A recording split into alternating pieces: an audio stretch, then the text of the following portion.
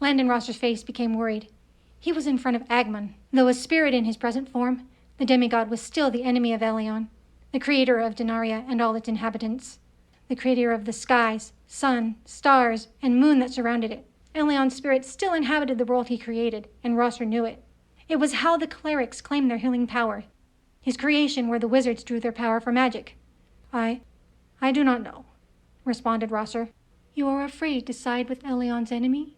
Replied Agmon sarcastically. When Rosser did not answer, the evil demigod continued. Where is Elion? He has left his spirit on this world, but he has not been seen for centuries. The god of all creation has left Denaria to create new worlds, and it seems he would rather reign on one of those new worlds now. Elion has forgotten the people of Denaria. Look where you are now. He has forgotten you. Then Agmon raised his voice for emphasis. As he forgot your son. A mix of anger and anguish flooded over Landon Rosser's face, but he knew in his heart that the demigod was right. What do you propose? Asked Rosser. Oh, it is simple, mortal, whispered Agmon. You and I will rule Denaria in his absence. You will have your revenge, and I will have a body once more. Rosser looked at the skeleton again, then raised his eyes upward to where he could sense Agmon's spirit was still hovering. I would rather die in this chasm than offer you my body.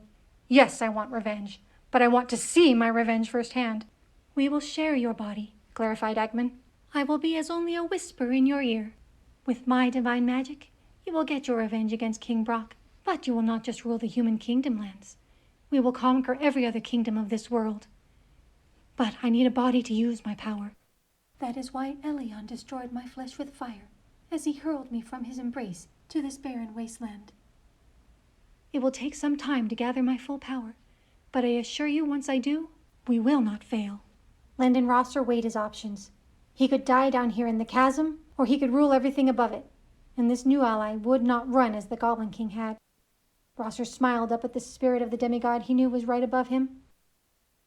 So you are willing to make this bargain with the enemy of the god of creation? Asked Agmon. Then he gave the warrior one last chance to change his mind. Remember, once you agree, there is no turning back. The former general of the human kingdom lands looked straight ahead as he sat in the dirt, his thoughts fixed on the promise of a new day, of a new life. Then his face filled with anger, but also assurance. At the end, whether I go to Elion's embrace or am kept at arm's length, I will be happy enough with my revenge, declared Landon Rosser. With that, Landon Rosser closed his eyes, opened his mouth, and breathed in. Instantly, the spirit of Agmon entered Rosser's body as a strong wind fills a sail. Then he heard the evil demigod sigh and laugh. It was the laughter of one who also had a new lease on life. As Landon Rosser began to float toward the top of the chasm, his pain slowly faded away, and his tattered clothes began to change.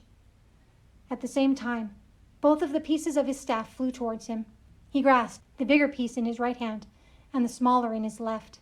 When the big man finally placed both feet on the ground, just outside the chasm, he looked down. He now wore regal black armor and a long flowing purple cape. In his right hand was a sword, and in his left a dagger. Then he heard Agmon say, Landon Rosser died in that deep, dark chasm. The former general to King Brock's army smiled and squeezed his hands tighter around his weapons. As he started to walk, Agmon concluded, But you have been reborn. Today is a new beginning. Lord Grimdall.